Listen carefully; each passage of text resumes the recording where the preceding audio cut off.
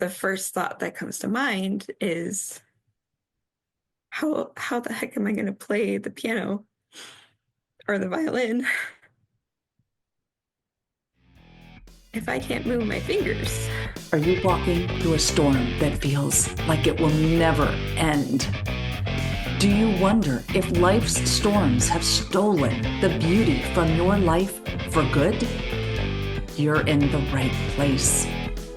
My name is Heather, and like you, I've been through a storm or two and wondered if life would ever be beautiful again. Here we share warriors' words, stories of discovering beauty after battles, and the worth in your wounds. Pick up your sword or boxing gloves and join the battle. Your words are powerful, my friends. Make them warrior words. Welcome, warriors. A classically trained pianist from the age of 6, Mary Flint discovered her love of writing from her lifelong love of stories. Inspired by the books and success of teenage author Christopher Paolini, she began writing her first book, Red Star: The Hunter Trials, at the age of 15 and published it 2 years later. Mary hopes that readers will enjoy exploring the characters and their words as much as she does. She also enjoys interacting with Red Star fans at conventions, book signings, and online. Mary currently writes from her home in South Texas, USA. Now, before we hear from Mary, did you know I created some warrior words, t-shirts and hats and, other merchy type stuff? You can find all of those and more in my Fourth Wall shop. Now, it's a complicated URL, so I will put that in the show notes for you to just click on, and so you can wear your warrior wings or carry your warrior sword wherever you go. And if you pick something up, post it on Instagram and tag me at @mywarriorwords. Now, grab a tissue and join Mary and me as we talk about pivoting your plans, even when facing the unknown. Let's rock. Hi, everyone. Welcome to the Warrior Words podcast. We are blessed to have Mary Flint with us today. Welcome to the podcast, Mary. How are you today? I'm good, Heather. Thank you so much for having me on today. I have been looking forward to this conversation for a while because before we hit record, we were talking about how we've known of each other for about 3 years now, and we just haven't met like this yet. And so I've really been looking forward to our conversation. So, It's gonna be fun. Yes, very excited about it as I kick my table. So, okay. Well, as you heard in the introduction, I read Mary's bio about how she was a classically trained pianist at age 6. So can you share with us how you even got started so young, and then what happened from there? So my older sister, she's older than me for about 2 years. She started taking piano around 4 or 5. Just little lessons with my mom, my aunt. And I was at the age where I idolized everything she did because that's the age I was. Well, she's doing piano. I want to do piano. So I would do little tiny lessons here and there. And then she got like a grown-up teacher. And I was like, well, I would like the grown-up teacher too. So I convinced my mom that I would practice and I would do all the things. And she was like, okay, can take from the same teacher. And my copying phase only lasted like a year or so past that. But it was fun being able to learn songs, play them. And it was just, I got school credit for it. I was homeschooled. And the harder the pieces got that I learned, the more kind of satisfying it was, getting longer and longer pieces by, the big composers, by Beethoven, whoever. It's like, I can play this. This is great. And I loved finding the stories in the music to tell through the music. Um, I did have a little hitch when I was a teenager. I was like, do I want to keep playing the piano? I've been doing this my entire life. What am I doing with my life? Um, and we moved shortly after that phase started, and it was like, okay, here's your chance. Do you want a new piano teacher or do you want to do something else? It's like, well, I'll try it again. I'll try it. And me and my teacher hit it off. And in a week or two, I was like, well, I'm going to do this for my job. I love this. I want to do this forever. Yeah. Wow. It's it's interesting how and I think a lot of artists and creatives and authors, which we'll get to, I think we all go through a phase where we question, is this really what we want to do? Am I good enough at this? Can I make it my job? And sometimes we need that break, or maybe like you had the switch in teachers Mhm. to help you to make that decision. And so from there, how like did you perform? Did you how did it go from there? I performed a lot. I was taking dual credit college classes at that point. And so there were performance classes where we would perform um, for like the college students just to get practice performing. I did recitals with the rest of my teacher's studio at the end of each semester. Um, I had duet partners. I played duets with other students. I played duets with my sister, my brother. Um, I actually picked up the violin in high school as well because it's just it was so fun. um, Why and I not? liked classical violin, but uh, I learned how to play Irish fiddle. Um, and it worked out because when I got into real college, and decided, okay, this is the degree I want. I want a music degree. If you're already learning piano, there's an empty slot of credits where people who play other instruments have to learn how to play the piano. And so they're like, well, that's a little redundant. So you can either like take another core class, like another English, a speech, or you can like do another music credit. You can learn another instrument, whatever you like. It's like, well, actually, I started playing violin in high school. Can I do that?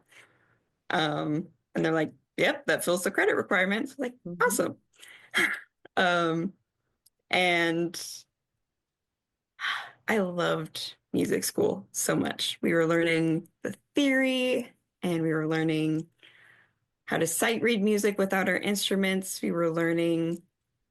We did classes about the history of music and how it came from, the very first transcription of a musical piece in a piece of stone from, ancient Greece to what we have today. Um, and let's say music was how I expressed myself the best, and right about my first year of college was, I everything clicked. I knew how to perform. I knew how to prepare.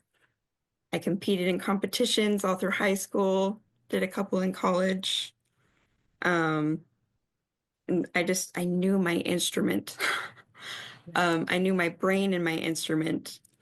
And even though there was, other things I was looking at and exploring at the time, um, it was just, I knew it so well. And music was always so much better at describing things for me than words were.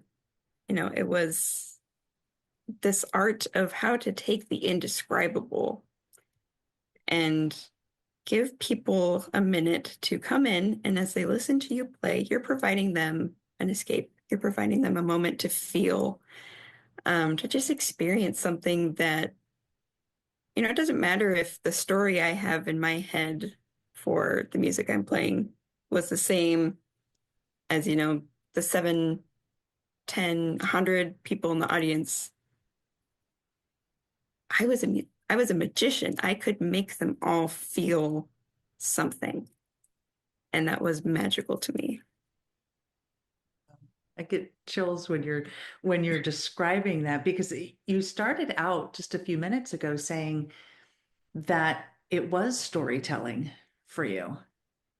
And Yeah. then now to hear you describe how you can go from the story that you have in your head, which may or may not even be what the composer had in his head.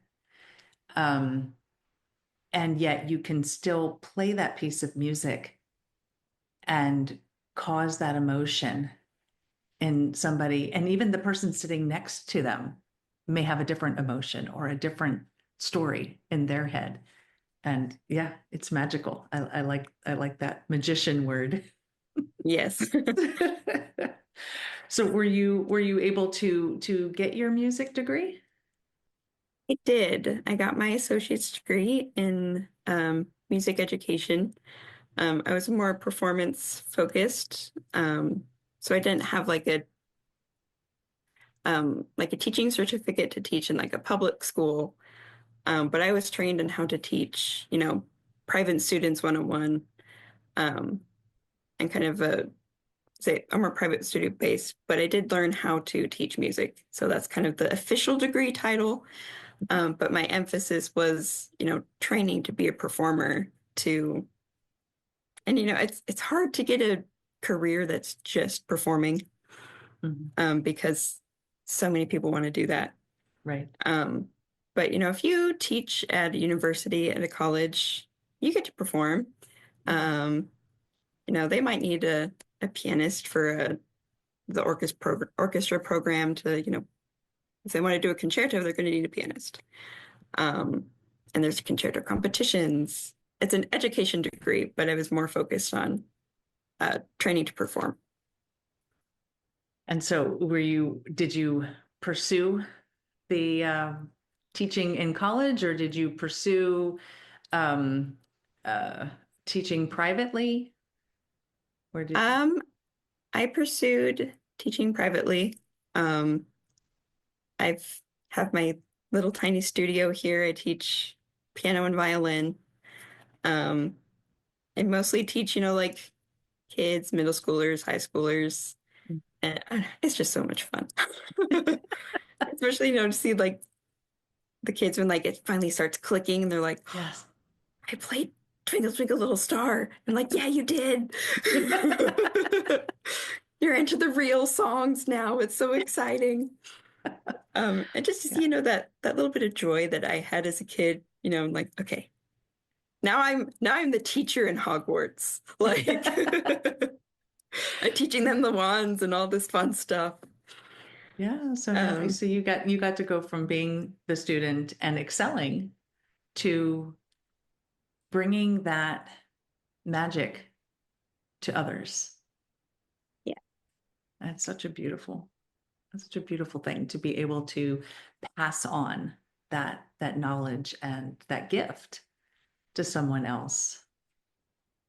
So. it's my favorite part.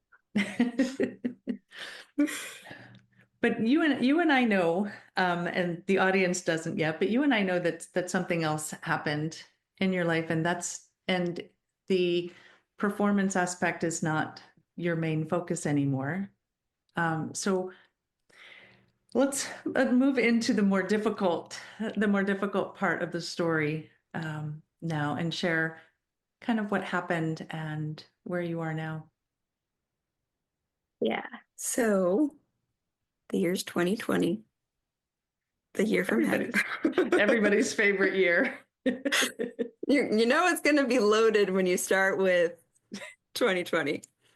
Um, but March 2020 was my second to last semester of college, for my associate's degree. Um, it was my last semester to do like the performance stuff. And then I was going to take one more semester to just finish up my math and my last government class. Um, All those fun it classes that you're was, required to take. yeah, it's the government was interesting. Math burn it, please. But that's that's neither here nor there. Um, but it's already kind of interesting because that was the spring break that never ended.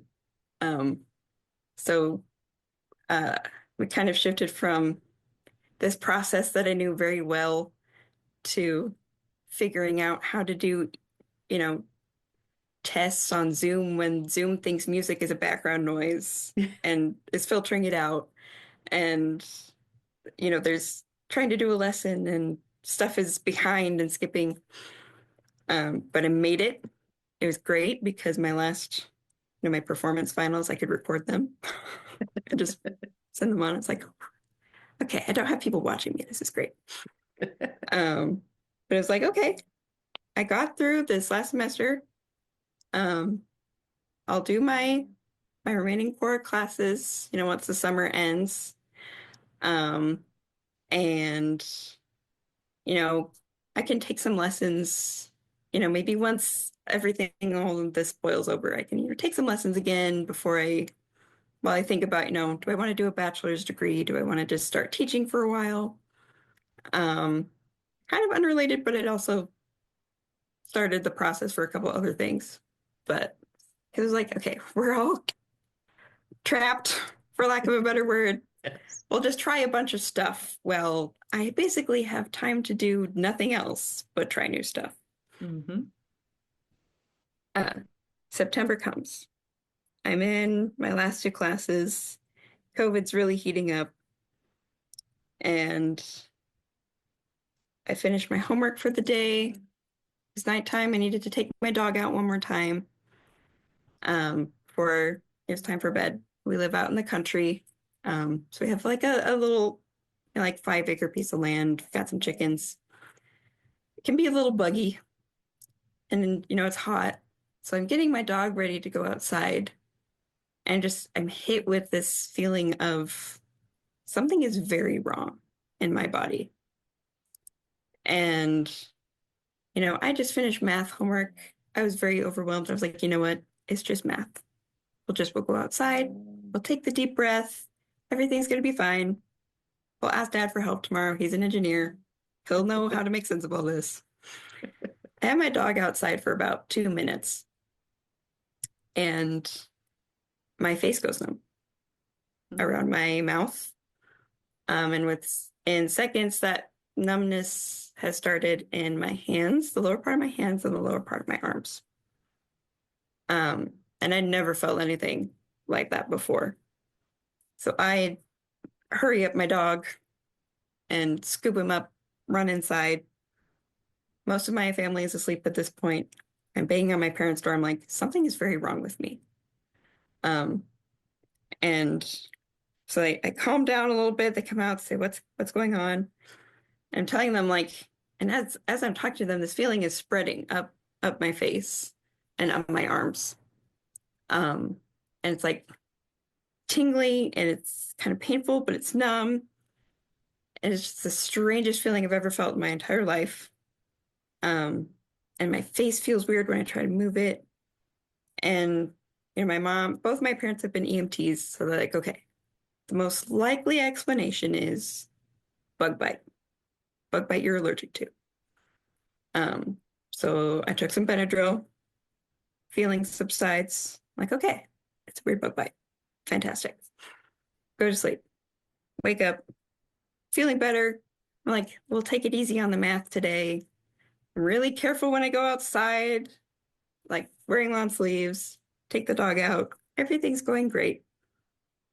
Till that night when just like a switch pops, it just boom, back.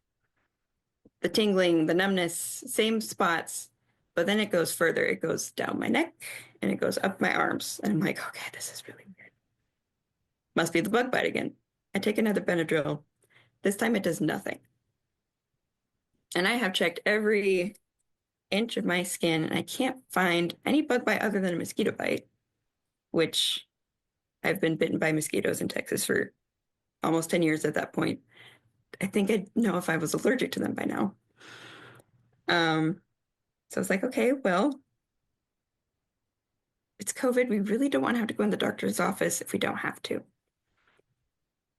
So I'm waiting, but over the next like 2 days, that numbness has gone from just like my hands and arms and face to my feet, and it has gone all the way up my legs and all the way up my arms to my shoulders. Um, and it's not going away anymore. It's constant. So I finally go into urgent care. Um, and the doctor there, scratching his head. He goes, okay, off the top of my head, the only thing I can think of that this could be, if it's not, you're allergic to a bug bite, is stuff that's really rare and really hard to diagnose. So what I'm going to do is I'm going to give you some antivirals just to say we did, and then I'm going to refer you to a neurologist because this is outside my scope. I'm like, okay. I know a good neurologist from friends and family. Send a referral there. Um, and I go home, and not just hours later, my entire body is now numb and tingly. Like I can take a mechanical pencil and poke my skin, and not feel it. Like push really hard and not feel that I'm basically stabbing myself with a pencil. And so we call the urgent care back, and they're like, at this point, go to the ER. Like this is beyond our realm. Right. Go to the ER, sit there for hours and hours and hours, blood test, EKG, the standard thing. And I get when you're anxious, it can make some like numbness and tingling around your face when you're hyperventilating. So just really examine your life, try and cut back on the stress and breathe. And like, Really first of all, helpful. Yeah. yeah, first of all, but this is a global pandemic. I think we're all a little stressed. Just a Second of little all, bit. yeah. Second of all, I've been very stressed in my life. I know this is not how my body reacts to stress. Um, and so I'm like, okay, go home. And I'd give it an honest go. I look through, I'm like, okay, math is hard, but dad's helping me. Government's fine.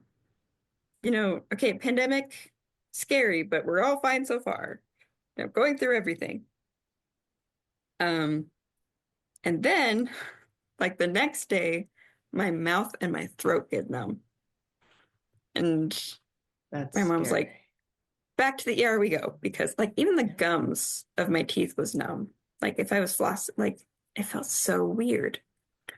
Um, And that's but kind of inside my essential mouth, for breathing and eating and yeah, essential yes, functions. Yes. yes. So I go in again, pass out when they do a blood draw, which is the first time I've ever passed out. And that just made everything worse. But they did an MRI. They did give me some anti-anxiety pills, which, surprise, surprise, did nothing. Um, but I had a really kind ER doctor that time. She gave me a preliminary, kind of neuro exam to judge, like, how numb are you? Is it the same on both sides? Is it different? Um, and it had worsened on my left side. Um, Almost like, if you have like those toys where like it's filled with beads and you turn it and all the Oh, beads go yeah. to one side, like it kind of like everything was still there, but it shifted to my left side. And she was like, okay, we don't have a neuro in this hospital that like does this kind of stuff because I live out in the middle of nowhere. It's fantastic. She's like, but definitely see a neurologist. I'm like, okay, we knew that, but thank you because that's important. But at least she And so actually waiting, listened. She actually listened yes, and, instead of just telling you to go home and de-stress. yes. It was like, there's Yeah. actually something wrong. Definitely, definitely keep investigating this, especially if the numbness in the mouth and the throat persists. Um, and the neurologist office called back finally and they're like, okay, our first appointment is like, this is September. They're like, it's in January. And my parents are desperate at this point. They're like, is there any way she can get in faster? And this neurologist was in San Antonio. And they said, well, he has rights at this emergency room. So go to this hospital, go to the emergency room, tell them that you called us, sent you in, and he'll come and see her. Um, so height of COVID, we're in the ER for hours, have the lovely COVID test. Um, I'm admitted by just the ER doctors there without the neurologist even seeing me. They're like, oh yeah, this is weird. So they admit me, they do a battery of tests, seeing if my heart has any holes, Lyme's disease, all these wonderful things. I'm in the hospital for about 5 days. Um, and the neurologist, he's like, okay, we think you might have some weird presentation of Guillain-Barré syndrome. I'm like, never heard of it. Fantastic. Explains to me what it is, how it's, basically people are paralyzed. And he's like, but you're not paralyzed, but like the progression is very similar. It starts at the feet, it moves its way up, it's very rapid. And it could just be a really weird case. I'm like, okay, what now? So, well, this is the standard treatment for it. So I got like a 3-day infusion of IVIG, which gave me the worst headache of my entire life, but the numbness stopped progressing. I was like, fantastic. Yeah. We figured it out. I get to go home. Everything's better. My dog died, but Oh no. he was old and sweet. And I was like, you know what? Oh That's no. okay. Like, my it's okay. Everything's fine. Grieve the dog, but I'm like, okay, I'm ready to kind of come out the other side of this. Um, but even before the next part happens, I was getting really depressed, probably because my whole life, it's scary to go into the hospital and Yes. have, be told you have this weird presentation of this disease that can kill people. Yeah. Um, but you survived and you're lucky. And I'm like, okay, that's a lot. Yeah. But I'm working with the neurologist, and so the numbness is there. It's improved a little bit, but the improvement kind of stalls. And they're like, this is normal. We'll see if we can do like another infusion at home, see if that does anything. And just a couple days after I had that appointment, it's New Year's Eve, sitting there in my room with our, this is December at this point. I had a new puppy. She was great. I loved her so much. Um, and I'm sitting there and boom, all the numbness, all the tingling is not only back, but it is worse. Um, Um, in particular, my left leg, because at this point it just been like kind of topical skin numb. But this time it felt like I couldn't feel my muscles. Um, and just in like just a little part of my leg, I said, something's really wrong this time.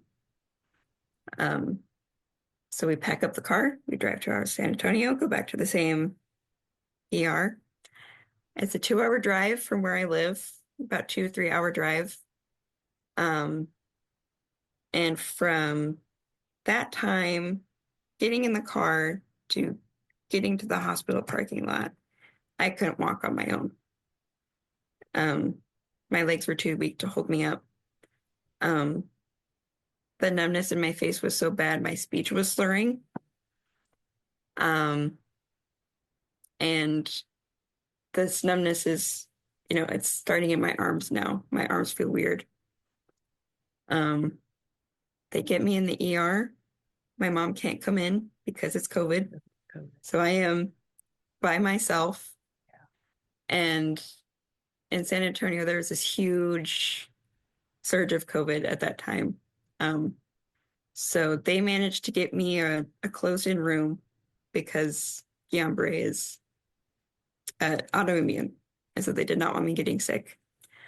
Um, and I had angels of nurses that did everything they could to make sure that I didn't get sick, um, and check on me because they knew I was scared and I didn't have anybody in that hospital with me, even though they were literally, working to death. Um, they finally put me in their temporary ICU just to get me out of the COVID patients. Um, and they said, neurologist is going to see you tomorrow. Just try and sleep. So I'm laying in this dark hospital room on New Year's Eve. It's New Year's at this point, um, all by myself. Um, and I'm sitting there moving the fingers of my left hand over and over and over again and feeling them getting slower and slower and slower. And the first thought that comes to mind is how the heck am I going to play the piano or the violin if I can't move my fingers? Um, and but okay, this is scary, but the treatment worked the last time and it's going to work this time. Um, it's several hours even after the morning before the neurologist can come to see me, and it's my right hand now, it's my right leg now. um I I can't feel my muscles moving. My fingers are slow and they're very stiff.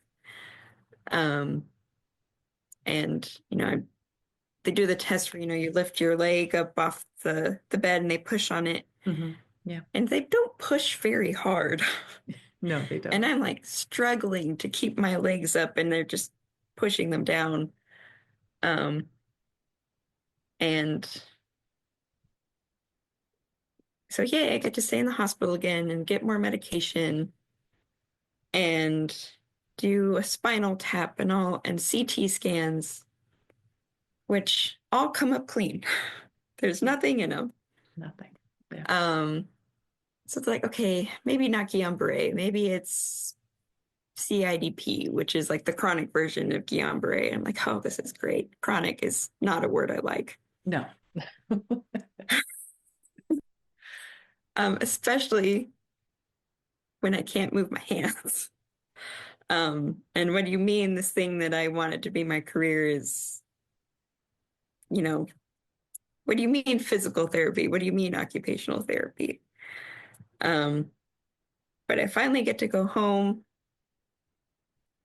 and start my physical therapy in home. I have to use a walker to walk around my own house. Um, I have to have help with my laundry because I can't keep my arms up long enough to fold laundry. Um, I can't get my own plate of food to carry it to the table. People have to carry it for me. Um, and this started this lovely cycle throughout all of 2021 of, at the beginning, I was very driven. I was like, okay, physical therapy, I'm going to work really hard. I've already taken an incomplete on one of my classes. I'm finishing this other class and I'm getting this function back, getting back on track. And I would work so hard. I'd do all my exercises and I'd see improvement. And then I'd get a really bad flare up and I'd have to go to the hospital again. And I'd have to get the medicine again and start back almost from square one Yeah. because From all the scratch. weakness Yeah. is back. Everything's back.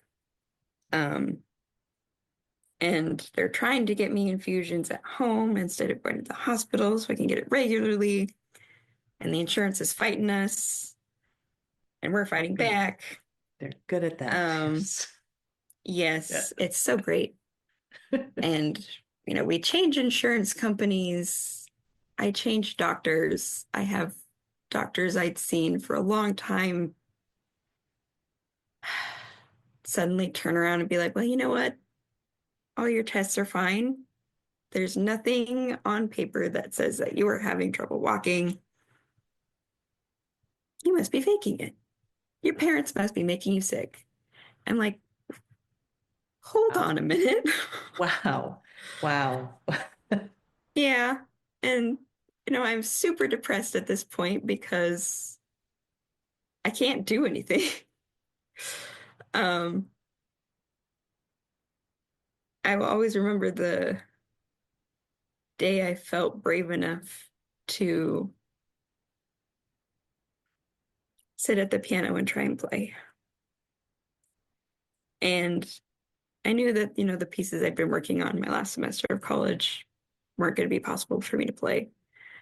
But, maybe I could just play a scale, play the four octave scale up and down, maybe do a hand and exercise.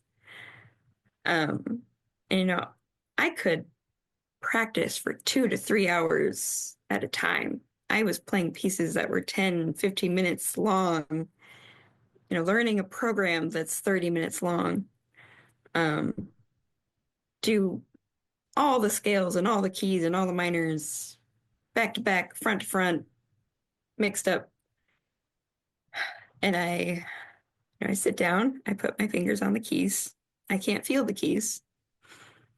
Um, and I play a C major scale up and down, which is the easiest scale to play. And I get to the top of the four octaves, and I can already feel my hands shaking from fatigue. And I get to the end of the scale, and I did not touch the piano again for a very long time. Um, I'm really, really grateful that my violin teacher taught me how to play the fiddle because um, it's on one position. It's very simple. And once I'd done enough occupational therapy, I could play some fiddle tunes, some simple ones, but at least I could make music again. Um, but you know, concerto competitions, playing with a symphony, uh, bachelor's degree, probably not going to happen anymore. Um, and if I thought I was depressed before, um, Yeah. I I did not recognize myself. Um, and then my heart started to do weird things, and I'm getting nerve pain. So not only am I numb, but I'm also in pain. Combination. And my Yes. heart's being really fast, and I'm getting dizzy when I stand up. And at one point, I had a good primary care doctor, and he was determined to help, manage my symptoms while I got into another specialist. And I just wanted to be done, you know. Um,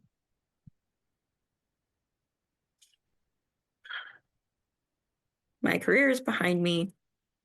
I'm not getting any better.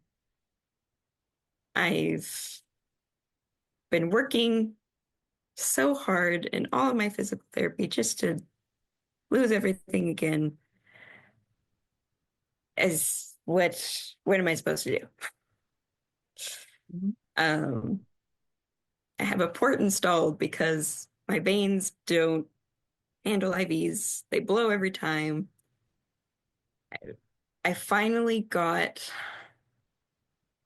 after like an entire year of fighting my insurance company, doing all the extra tests, doing the appeals, they Mhm. finally approved my treatment. I'm like, okay, this is it.